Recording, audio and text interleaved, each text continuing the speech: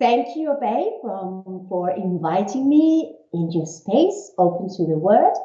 I am Romina, and I'm from Italy.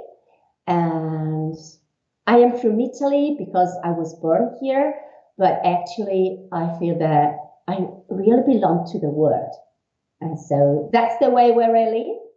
And the word is what I am open to. Hello and welcome to Obehi Podcast. I'm your host, Obehi A14, and I strongly believe that everyone has a story to share. Now let's get started with this episode.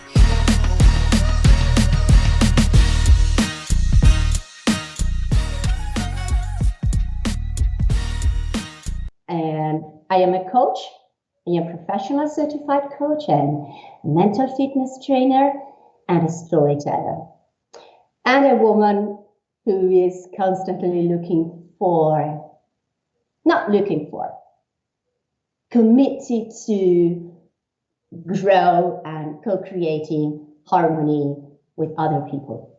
That is very interesting, Romina. That is really interesting. Thank you.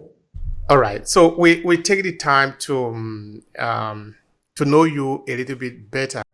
So tell me a bit about where you were born and where you grew up.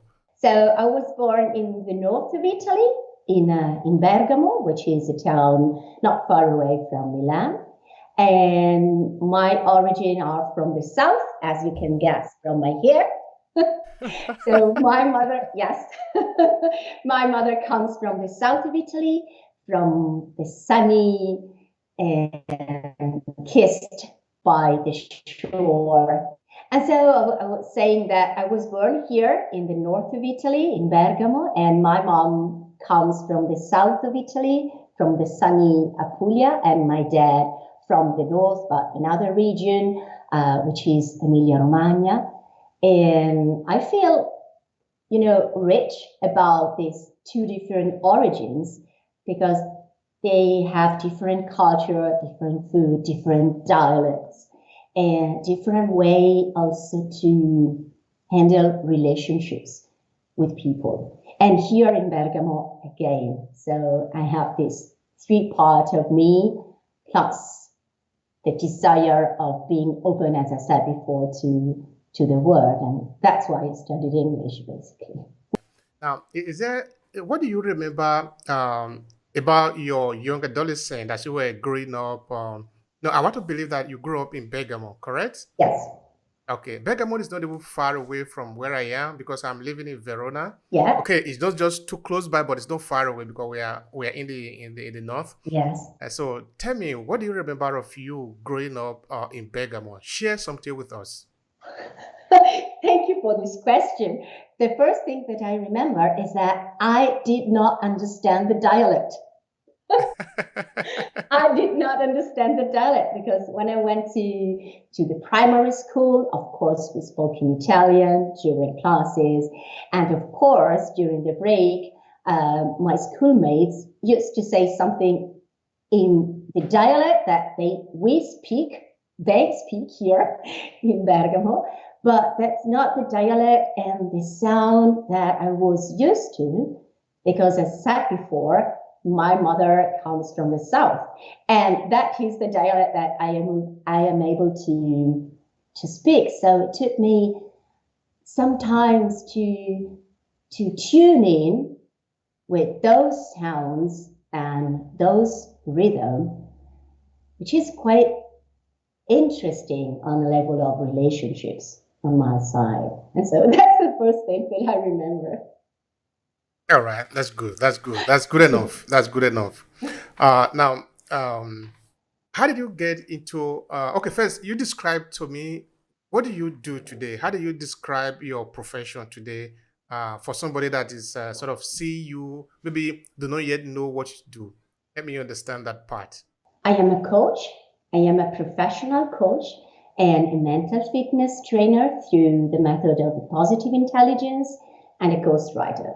So there are actually 3 professions that I do in my life, in my everyday life.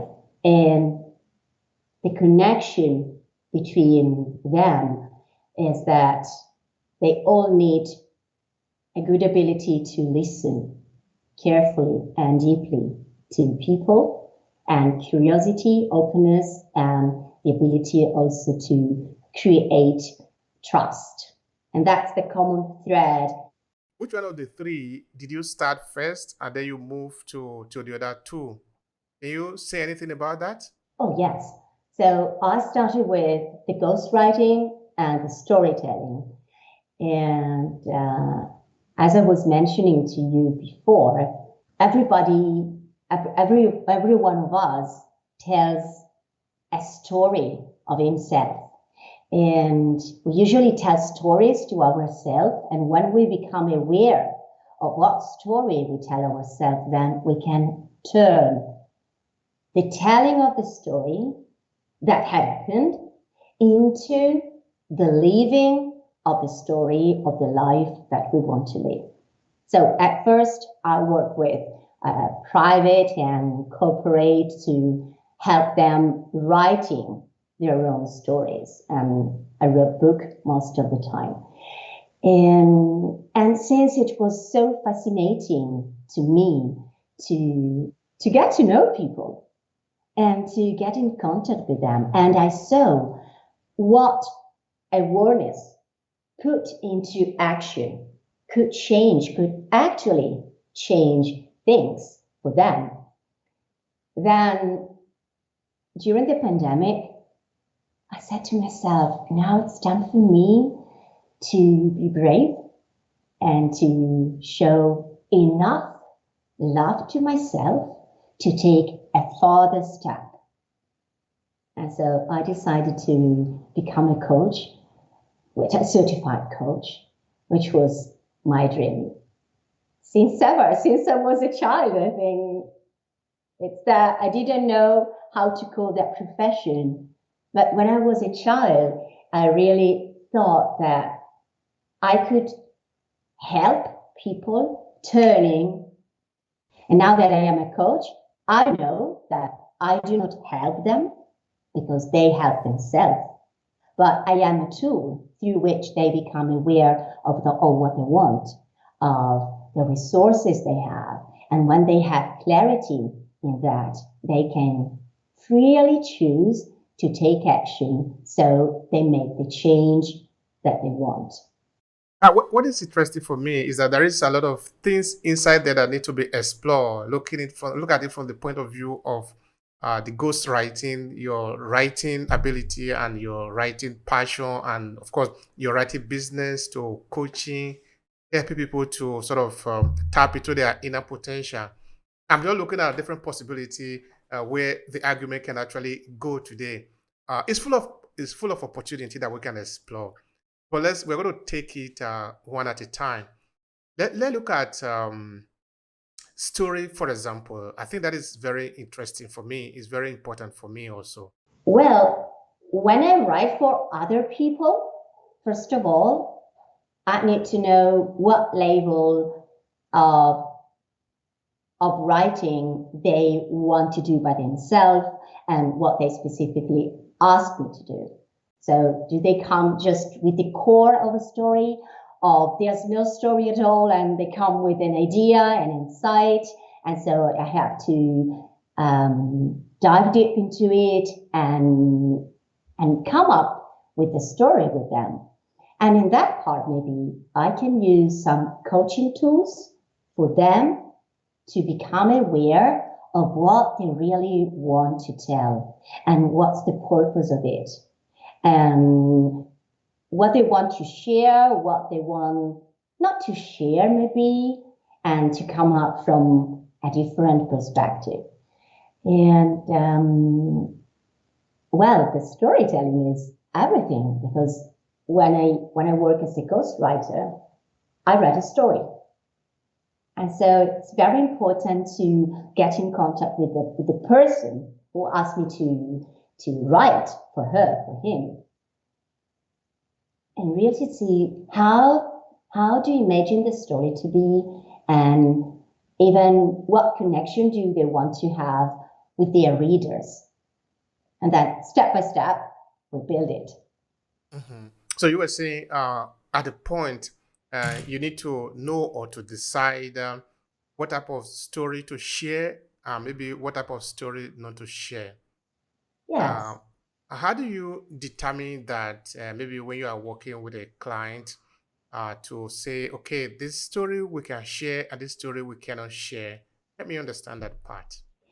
Well, in this case, I actually combine the storytelling and the coaching because the book that I'm going to write is not my book, it's their book. And so I ask them, I just um, show the different themes and topics that are coming out, and I ask them, how do you feel about this? How do you feel about sharing this? And what words resonate the most with you? Because when you write a book, you choose the topic, you choose the tone of voice you want to use, and choose it thinking of the audience, of the readers or the listeners, and also to how the author feels about it. Because every one of us is different and everyone has his, her own way to express how they feel, how they see life, and how they, I don't know, went through an experience of their life. And so it is a very delicate and respectful phase of the writing. And once this is done, then you combine it with the creative part. But before going there, I need to gather all the informations, not only in terms of facts and feelings of sensation, but also, as I said at the beginning, on the purpose of writing that. And on the point of view they have about that. Because actually, both as a coach and as a storyteller or ghostwriter, the quality that I use the most of me is the ability of listening carefully and being empathetic. And also of observing from a detached point of view so that I can help them gaining clarity of what they want in terms of personal and professional growth, if you're talking about coaching, and in terms of the story they want to tell, if you're talking about storytelling and ghostwriting. Mm-hmm. All right, this communication, I'm looking at you now, imagining that you meet a client, don't know, it could be from Madrid or from London or from Milan, and they want you to write a story for them. You are going this back and forth communication, and you are proposing an angle of the story to them. They are evaluating it, they're sending it back to you. And at the end of the day, you're going to come out with a product, with a book, or with a pamphlet, whatever it is that are going to use for marketing, I want to believe. So help me clarify this imagination that I have. How does it work for you? This back and forth communication where you define what kind of story, how you want it to be, how many pages it should be, what angle you should take in it, so that at the end of the day, you eventually agree that this is the way it should be and you make it the way they want it to be. And of course, they are happy and you are happy. Let me Yes. understand that. Well, in a very, if I got your question right, it's quite simple because we have a first talk and where I ask them the question that you just asked me, and then we come up with a contract, with an agreement, so that everything is plain and clear.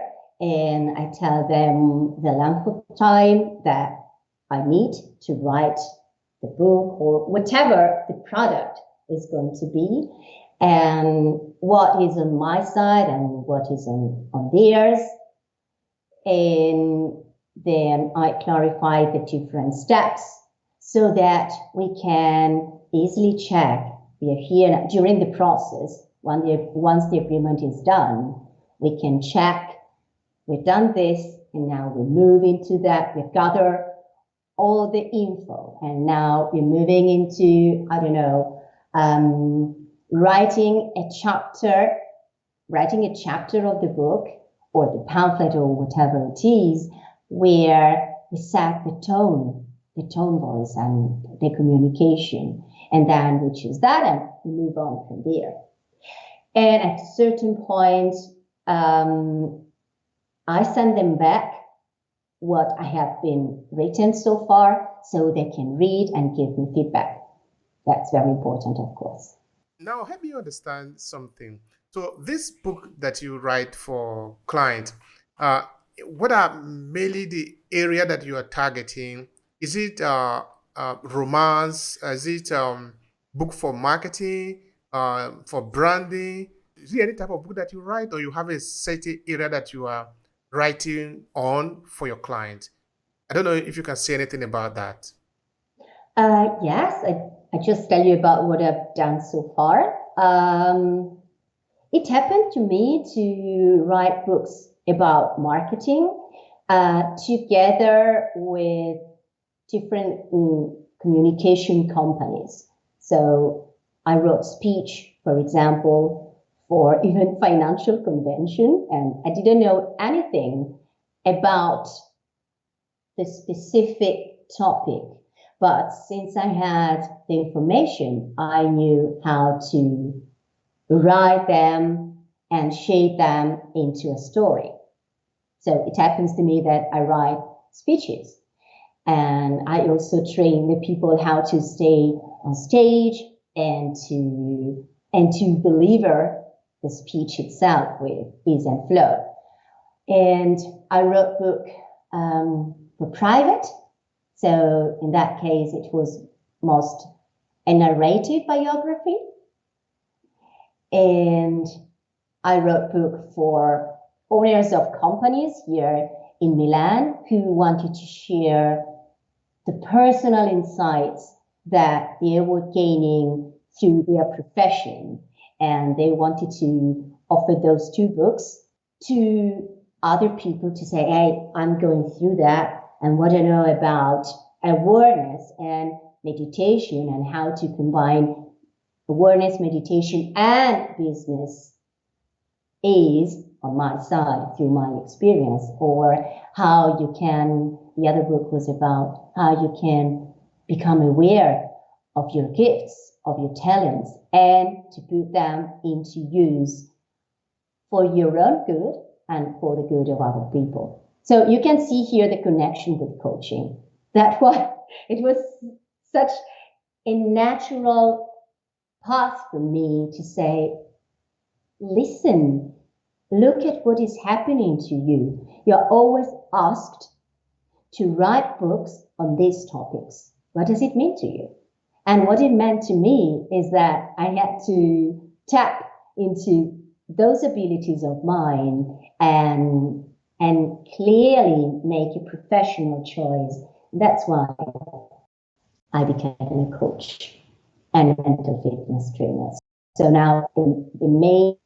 All right. Now, because you write most books, okay, you also write speeches, you also write and tests that might not necessarily be a book. But let's look at a book now, as it were.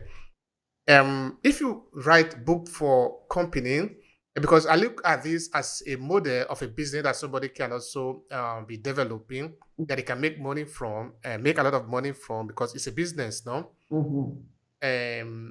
So how many pages would you say is a sweet spot for you as a business book that you write for company? Well, it's not a question of number of pages. First of all, you need to be clear on what's your purpose. I mean, if it is a pamphlet, if it is an ebook, if it is, or a romance, I mean, the pages is not the first thing that I think of.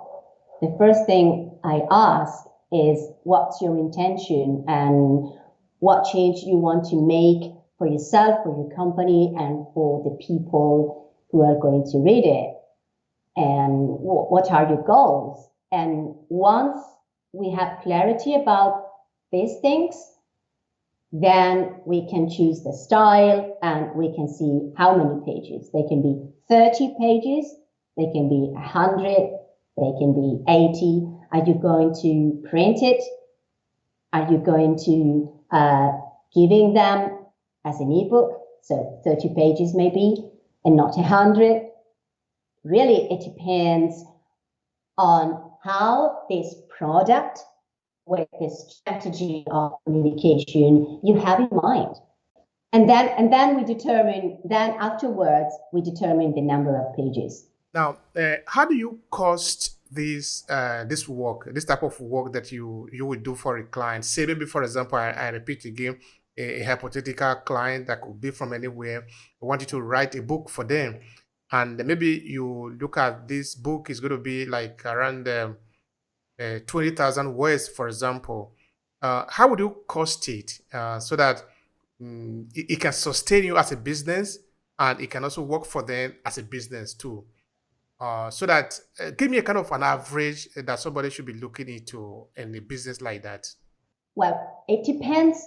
First of all, if I do everything by myself, or if there is a partnering between me and the client. So if I really have to start from scratch, or if the client has already something, a core of a part of the story, of a study in terms of the communication. So it depends.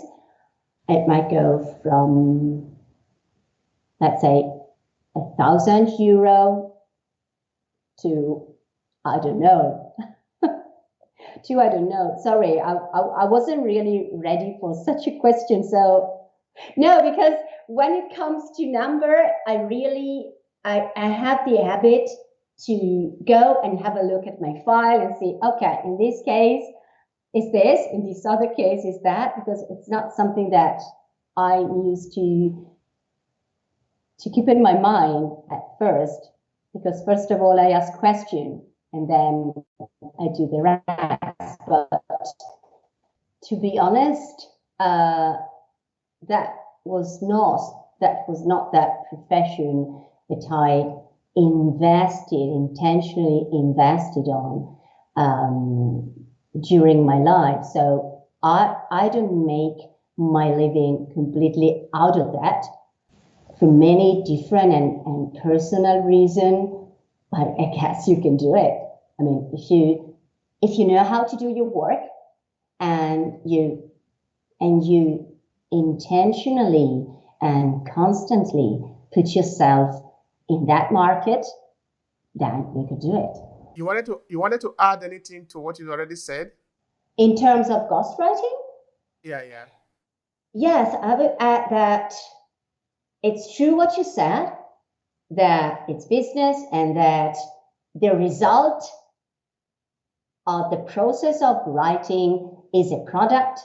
I would add that during the process, the client goes through an experience of a greater understanding of himself or of the company he's running or he's belonging to. And so, and that not only helps to have a more authentic product at the end, and authenticity is crucial now in nowadays communication, and I'm very happy about that. And because, I mean, what's the point in telling lies? What's the point in showing what is not true? And so authenticity and even practicality and how you put together your values, your goals, and your purposes. And so it is an experience for the client in itself, going through a process of telling their story. And that will end up in a product, of course. But there's not only the product, there's also the process and what you learn for yourself as a person, as an individual, as a group, and as a company. And all this awareness, which gives you richness on a human level, is also very effective and profitable in terms of business, because from there you may have other insights of how to communicate something specific about your company and what you do and all this stuff. So it's not only the result that comes at the end. Now, we have talked about the book, your ghostwriting. Now, let's talk about your coaching. Yeah. Tell me, which is the thing that you actually love most about your coaching business? Tell me about that. Let's spend some time here. Oh, yes. What I love the most. What I love the most is what coaching is and what people conquer from themselves through coaching. And coaching is a process that makes things easier and faster and even more sustainable in the long run. And during this process, you combine together self-awareness, insights, and awareness also of the resource you have within yourself and without yourself. And you combine all this and you put them into action so that you reach your goals. And that allows you to make a change on a professional, on a personal life, for yourself and the team. And that's what I like the most while during this work with my clients is witnessing how they evolve and how they turn what they perceive as the problem into opportunities of growth. And it's not just a point of imagining something different. The first step is to envision what you want to see different in your life, in a specific area of your life at the end of the coaching process. And then you make it visible to everybody around you because you take action. You take action. Yes. That is important. Yes. I love that. Me too. And my clients too, because, there are some big shifts that coaching clients go through during the process. And I tell them in a sentence, and one of these is, well, I understand it, so it's done. It's not done. It's not done. It's great. You got it. It's great. You see the difference. You change perspective. You have another insight, whatever. Now that you know it, now that you understand it, you have to use it. If you don't use it, you're not going through a process of coaching. You're not training yourself. You're not putting your awareness into your physical reality. It just stays in your mind. So if you have a goal, a dream, an aspiration, this dream and vision and goal are visible only, let me say, with your inner eyes.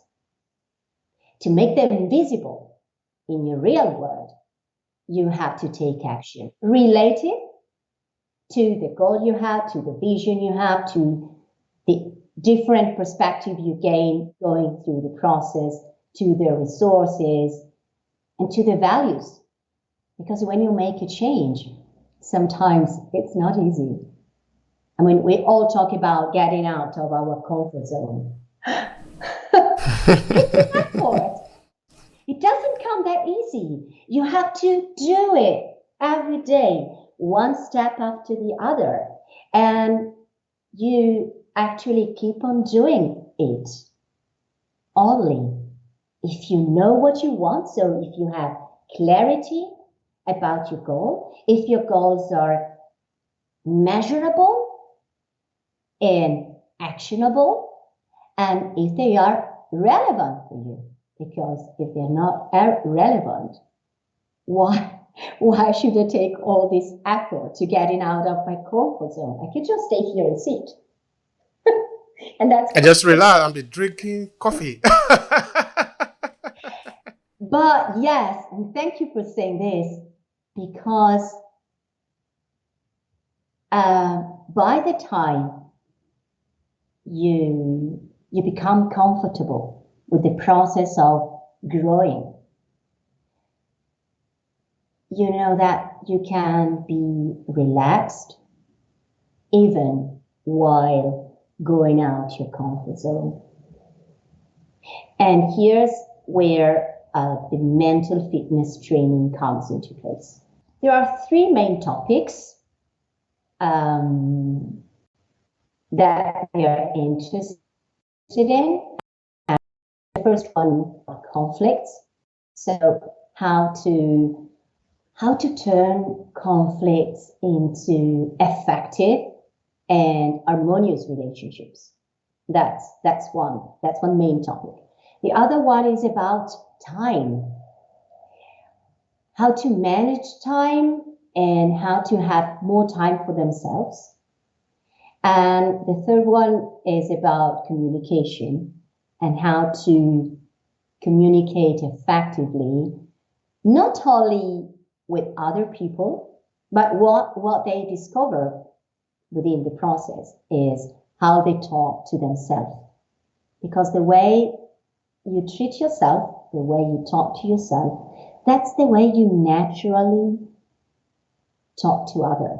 So if you are rough and very judgmental with yourself, and when you make a mistake, which always happens, we are human beings and we make mistakes. So when you make a mistake, you beat yourself up and you say, oh, you did it again.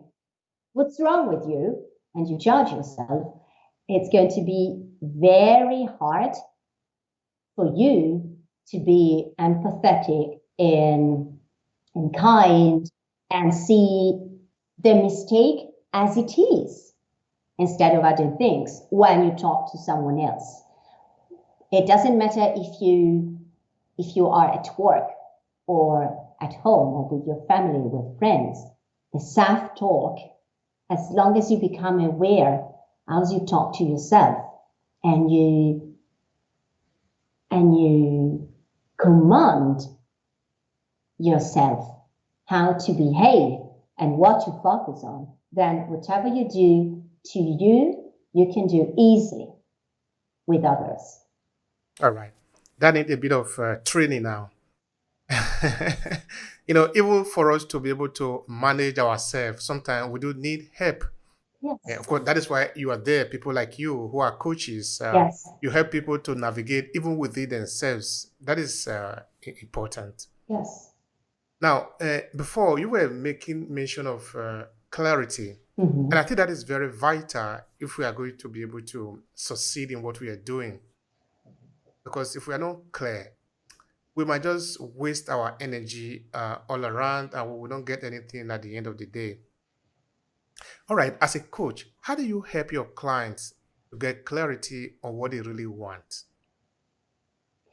Well, that happens at the very beginning of a coaching program. Let's say that a coaching program varies from 8 sessions to 12 sessions. I'm talking about pure coaching. And at the very beginning, the first question that I ask is, how do you want to see yourself different at the end of the coaching program, let's say within 4 months? In which area of your life do you want to see a change? And so my questions are meant to put them in a place where they envision their result, and then we move from there. The first important thing during a process of coaching is to have clarity of what change you want to see happened in your life at the end of the coaching process and as a consequence of it. Because as we said before, you combine through coaching, you combine where there's harmony and a link of cause and effects among them, then you succeed. You, as a client, you succeed. All right. Now, for most people that are coming to you, what are their challenges? Like, okay, now I'm asking the question because if we want something and that thing that we want, we don't have it right in front of us, it's because there is an obstacle that is stopping us from getting it. Yes. So until we break down that wall that stands between us and what we want, we will never be able to get what we want. So that wall is what I'm talking about. What are the challenges that people complain that make them come to you? So the obstacle that, well, it depends. I mean, every person is different, but if you want, I have some, something they wrote them to tell the change that they went through. So if you want, I can just read their words. So right. Give words to them. So without naming the person, of course. And here's the first. I turned my need to control people and events into trust and flexibility. And so that's synthetically what happened. And the changes that I see in my life are I am more relaxed and I sleep better. I delegate more and offer my team opportunities to cooperate. I witness with more ease how my teams are choosing their paths. I appreciate myself more. So that now, as a coach, how do you feel about this the result at the end of the day?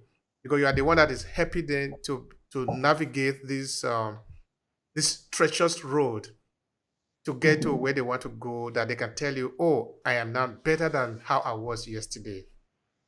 How do you feel about that? Well, I feel happy, of course, and I feel happy within. And what I love the most is that I know that I did not help them. I did not support them. I did not, as some client told me sometimes, oh, you gave me a kind of magic wand. No, I didn't give you anything. You have everything you need within yourself. So what makes me happy the most is not the results, because as a coach, I am not responsible for their results. The result comes and I never know what when they stay through the process. I ask questions. I never have the answers because I'm not a consultant. I'm not a mentor. I am a coach. And so the happiness that I feel is that I see this person more confident. I see them empowered, and they realize how great they are and how powerful they are, and that by themselves and by partnering with me, they make true the result that they wanted at the beginning, and sometimes even more. Because at the beginning, as I said before, in the first section, when you do the agreement, end of the process. But as you said perfectly, when you are at the beginning, you don't even know sometimes the obstacles because you don't see them clearly. And when you start seeing the obstacle clear, then you find ways to overcome them or even to turn them into opportunities. And one session after the other and one action after the other that the client takes in between the session, in their real life, they might even change their goal, because maybe they reach the goal and the coaching process has not ended yet. And so they choose to add something more, they gain a different perspective, and they change it. And so that is important. And there's another thing that is important, because coaching is something very precise in a way. So when you set a goal, you need it to be specific, and that has to do with clarity, and you need it to be measurable. Because if it is blurred, how do you know that you got there? So you need to know somehow how to measure and to realize that you've got to that goal, or that you're getting closer to that goal. So as a kind, you can tick and check and say, okay, I see this, I see this, I see this. I'm approaching, not getting lost. I'm approaching it, or I got here and now I can add something else. So it is always very important that in the partnership between the coach and the client, it's clear how to measure the goal and how to realize it, and that you can put, and that not you, the client, can put the goal into action. So it has to be actionable. You did say that you are not responsible for their progress, and you even said that you are not. I can see that you don't want to take credit for what happened at the end of the day. But I think that you are also responsible for what happened at the end of the day, in that you are happy then to get the results, correct? Yes. Because if you are not happy then to get the result, why should they come to you?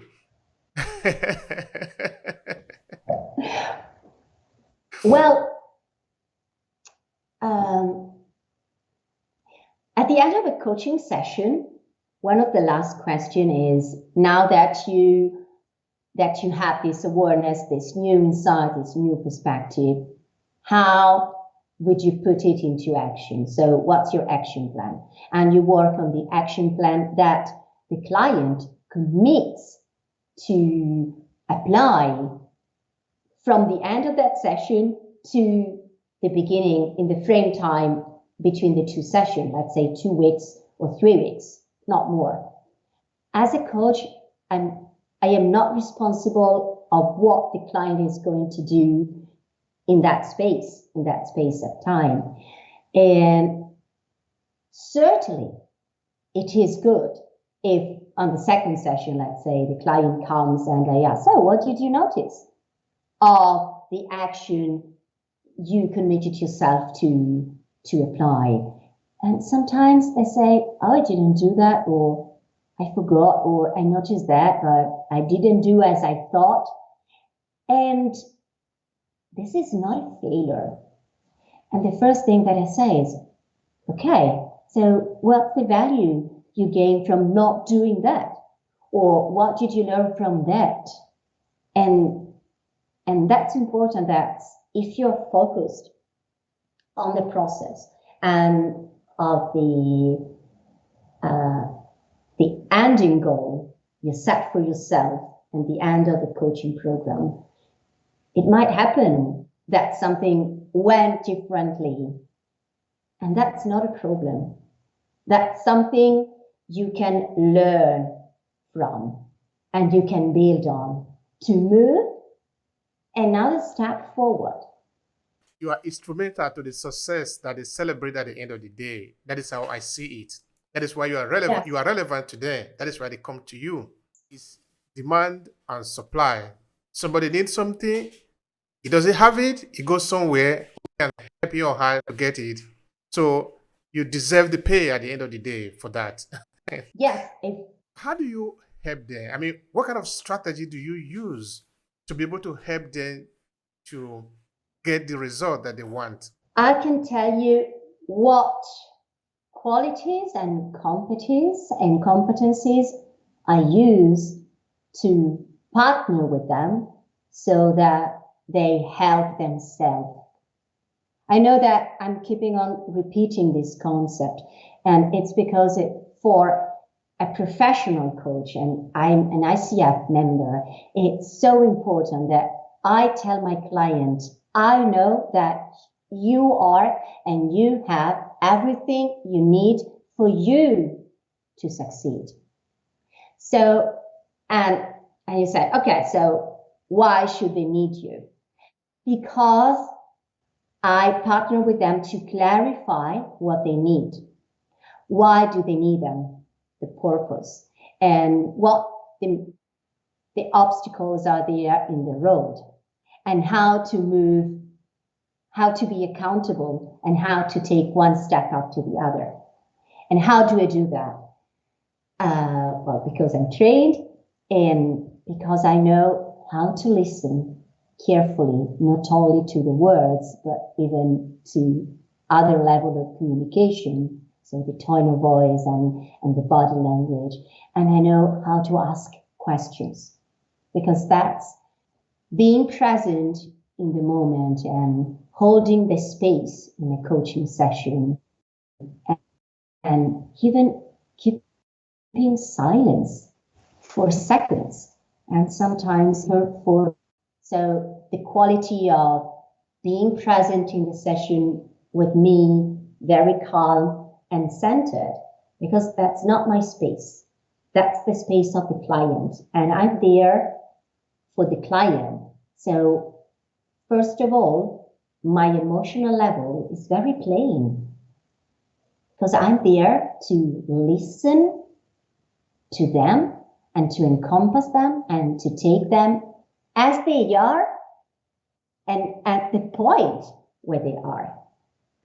And when I talk about listening, it's not, as I said before, it's not only a question of listening to the words, it's also listening to the body and to the moment of silence, and even being able for the coach to just wait and stay there without becoming restless and impatient or thinking about another question. So say, hey, come on, why aren't you answering me? And so be comfortable as a coach in the silence and in a place of unknown. Because what I know is how to ask questions, but I never, ever know the answers. How could I?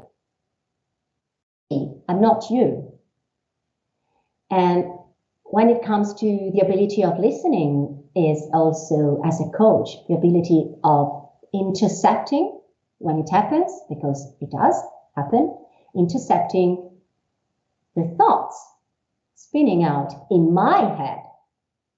And so to intercept them and to focus all my attention back to the client and say, okay, I'll talk with you later, because that's the space of the client.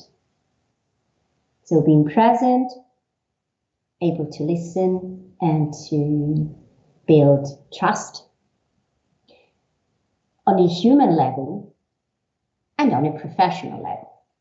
Of course, you need to know how to do your job, because it's a job, it's a profession. It's not only a call and an aspiration and a mission, as it has always been for me. And some people that I used to train during a training program about effective and harmonious communication, I remember that they asked me, but are you a coach? Are you a counselor? Are you what type? No, I'm not. I write stories and I train people on how to listen to themselves and to others and to communicate in a kind, respectful, and effective way without getting lost in thoughts. But I'm not a coach.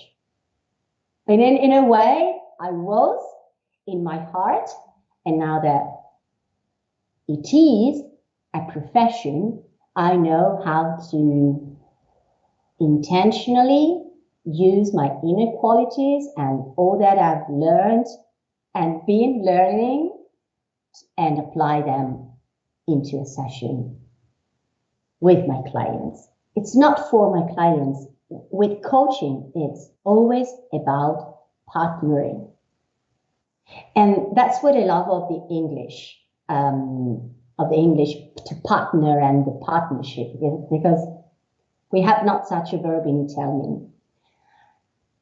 When you hear this verb, to partner, you can intersect the part.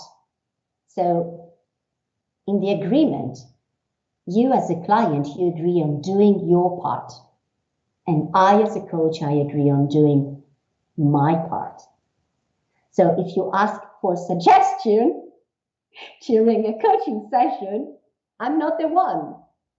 I have nothing I can suggest to you. And you remember that I was talking to you about the 3 biggest shifts that a client usually goes through during a coaching process. One is, okay, I understand it, now it's done. No, it's not done. 20% is understanding, 80% is practice. Now that you get it, you do it.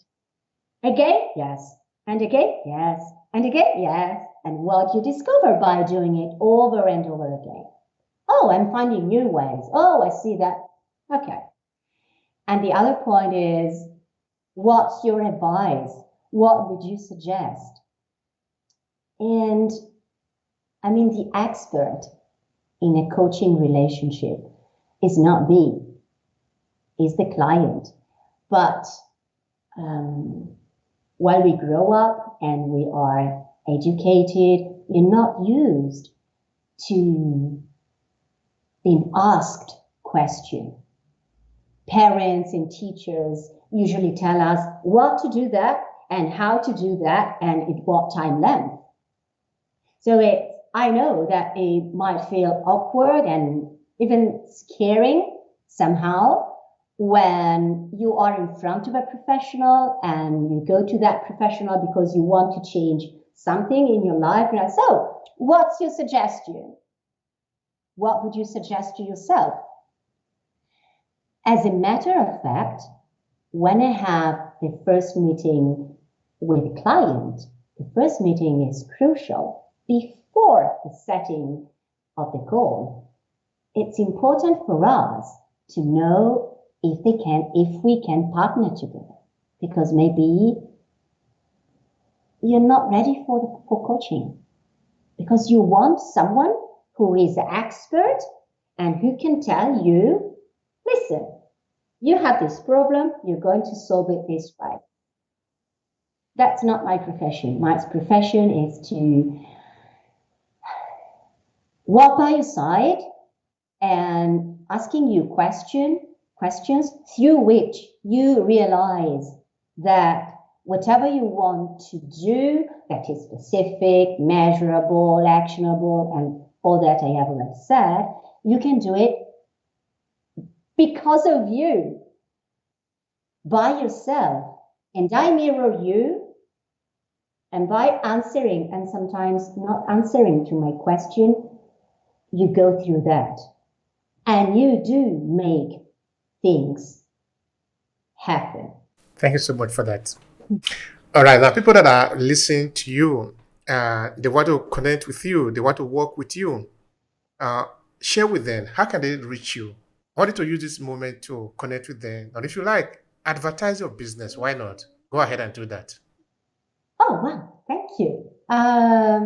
So, first of all, I work as a coach, as a professional coach, and even as a mental relationship trainer. That means that by combining these 2 tools, you can train your brain. You can actually train your brain and shift the way you face everyday challenges in every.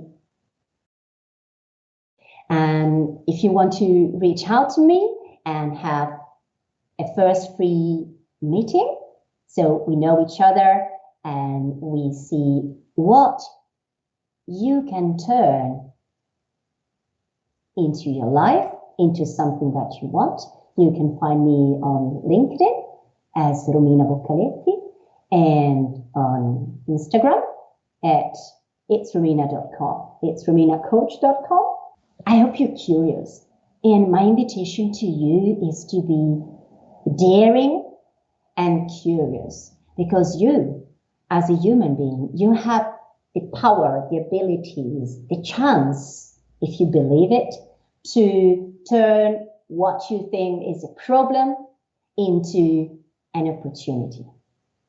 I specifically coach and train through mental fitness, daring people who want to turn their recurring and stressful conflicts into effective and harmonious relationships. And I do this through coaching and mental fitness. And if you want to add it, even through storytelling.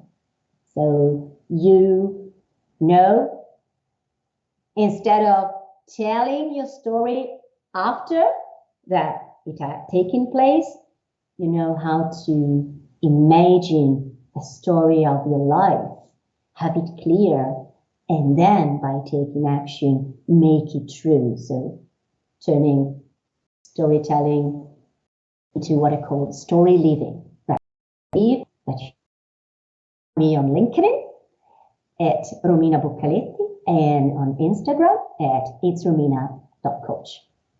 And reach out for a free session so we can meet, have a chat, and see how we can partner together. All right. Thanks so much, Romina. I thank Now, you. is there any other thing you would like to say to conclude the conversation based on what we have said today? Or maybe there is something you wanted to say I did not ask you? Please go ahead and conclude it. Yes, there's something I would like to add in terms of the mental fitness, because it's a tool that I integrate in my coaching, and it's something very powerful because it's true, it's scientific and worldwide proven that every human being on earth has a kind of, I call it a magic wand in your brain, here in the middle between two, and that through mental fitness, you can actually train your brain to self-command, to focus on one physical sensation at a time. And in this way, you are able to face everyday challenges with a positive rather than a negative mindset. And that makes the difference in your life in terms of performance, in terms of well-being, and in terms of relationship.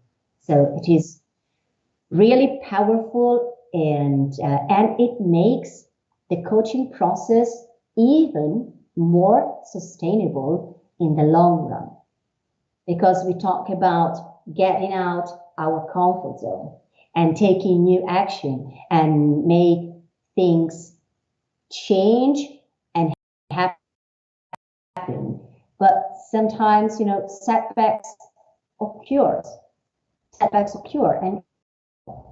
and if you know how to get that centered and to command your brain to shift from the negative to the positive and to observe instead of judging, then you keep on doing what you want to do and you keep on living the way you envision yourself to live in your business and in your family or social relationship. Thank you so much for that. I appreciate it. I really appreciate the sharing and the conversation that we have had today. Thank you so much, Romina. Thank you. It's been a pleasure, guys. If you enjoy this podcast, make sure you subscribe so you never miss any of our future episodes. Rate and review Obehi Podcast and share with your friends who might need it. I remain Obehi Ewanfo. Thank you so much for listening, and talk to you in the next episode.